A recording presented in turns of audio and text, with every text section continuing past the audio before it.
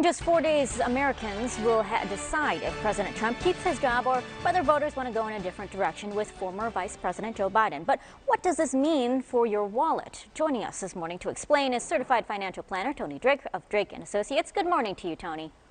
Good morning. Well, let's break it all down. So, presidential election, what does this mean for our economy? Boy, we're finally zooming in on it. I think the big question that the markets have at least is, are we going to know on Tuesday, right? And the data looks like maybe we won't, but it's really difficult to predict. But, we can look historically at what's happened. And generally speaking, in the first half of a president's 4-year cycle, markets don't do quite as well as the second half. If we just look at the raw data, it would tell us on average, Democratic presidents average a 9% per year increase in the market, where the Republican presidents get us a 6% increase in the market. But, that data can be a little bit misleading. I think there's a lot more factors that come into it. You really have to invest based on policy, not politics, right? We all hear this long laundry list of what the candidates promise us, and not much of that ever happens. So it's really important to have a long-term plan. Very interesting indeed. In both debates, President Trump and Joe Biden, they sparred over the economy. So what are the central money issues, and could that impact us Americans? Yeah, some big differences, right? And we have some real clear choices. One of the issues that's certainly being debated is the coronavirus relief.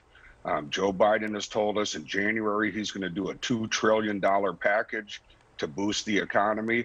But President Trump has done some executive orders as well. He's tried to get some through, but in Washington, D.C., Republicans and Democrats have been unable to really come to terms on, what this next package should look like. And that's really caused some of the volatility we're seeing in the markets today.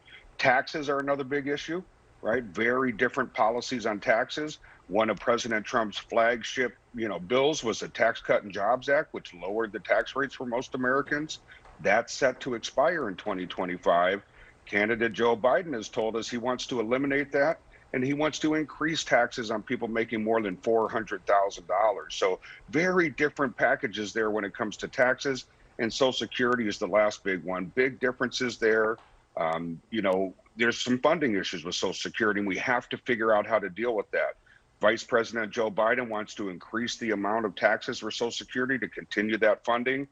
President Trump's been a little bit unclear on his plans, but sounds like he may want to cut some benefits to younger Americans. So some very clear differences there to vote on. Some big differences. We're down to less than a minute here, Tony. But I mean, obviously the stock market, it ebbs and flows depending on what's happening in our economies. Those big changes do have an impact on that. So is there anything that we should do with our money ahead of the election?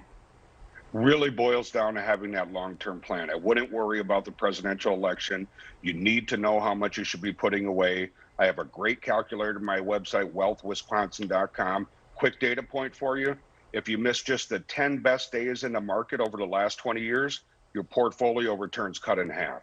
Stay invested, have a plan, really makes a difference. Have a plan indeed. We'll be sure to put all that information on our website, cbs58.com. Tony, thank you so much for joining us this morning. We appreciate it. Thank you.